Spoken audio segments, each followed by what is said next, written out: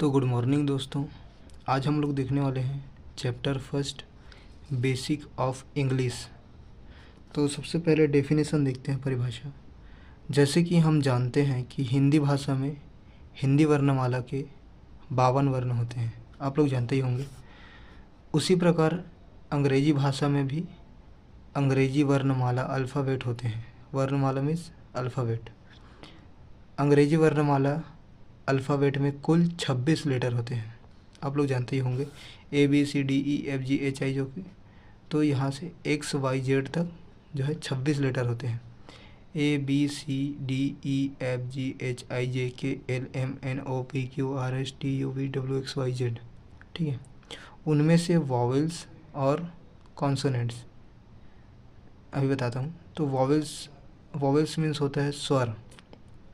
स्वर कितने प्रकार के होते हैं?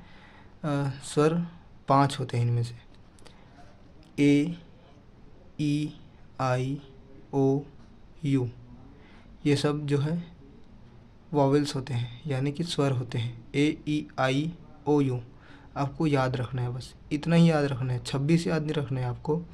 A, E, I, O, U ये सब स्वर हैं, शामिल है। हिंदी भाषा के समान ये भी मात्राओं का कार्य करते हैं। अब कॉन्सोनेंट्स कितने होते हैं? अगर हमने 26 लेटर में 5 घटा दिया, 26 लेटर में 5 घटा दिया तो कितने बचे? 21। तो A से Z तक जितने भी लेटर होते हैं उन्हें बोलते हैं अल्फ़ाबेट। अल्फ़ाबेट में वॉवेल्स अलग होता है, स्वर, और कॉन्सोनेंट्स अलग होते हैं जिसे व्यंजन कहते हैं। तो A, E, I, O, U vowels होता है और कॉन्सोनेंट होता है व्यंजन। B, C, D, F, G, H, J, K, L, M, N, P, Q, R, S, T, V, W, X, Y, Z ये सब कॉन्सोनेंट्स होते हैं। इनमें से सेमी वॉवेल Y, इनमें एक सेमी वॉवेल Y भी होता है। Y को सेमी वॉवेल में इसलिए रखा गया है क्योंकि Y का साउंड उच्चारण करने पर कभी कभी वॉवेल निकलता है और कभी कभी कॉन्सोनेंट्स की तरह काम करता है। एग्जाम्पल येलो और क्राई। देखो येलो में क्या हो रहा है? येलो में कॉन्सोनेंट का साउंड आ रहा है, ये मतलब वाई। क्राई में क्या आ रहा है? आई। क्राई लास्ट में देखो आई आ रहा है। क्राई मतलब ये वॉवेल का काम कर रहा है, इसीलिए इसे सेमी वॉवेल कहा जाता है। येलो का उच्चारण करने पर येलो में वाई आ रहा है, जो भी मैंने बताया एक कॉन्सोनेंट है। उसी प्रकार क्राई में ई का साउंड आ रहा है जो एक वॉवेल है। अंग्रेजी भाषा में अल्फ़ाबेट के इन 26 लेटर को लिखने के आधार पर 2 तरह से लिखा जाता है। कैपिटल लेटर में ऐसे लिखते हैं और स्मॉल लेटर में भी लिख सकते हैं, आप लोग देख सकते हैं, ठीक है। अब सब्जेक्ट मीन्स क्या होता है? कर्ता। सब्जेक्ट उस शब्द या शब्द समूह को कहते हैं जिनके बाद में सेंटेंस में कुछ कहा जाता है।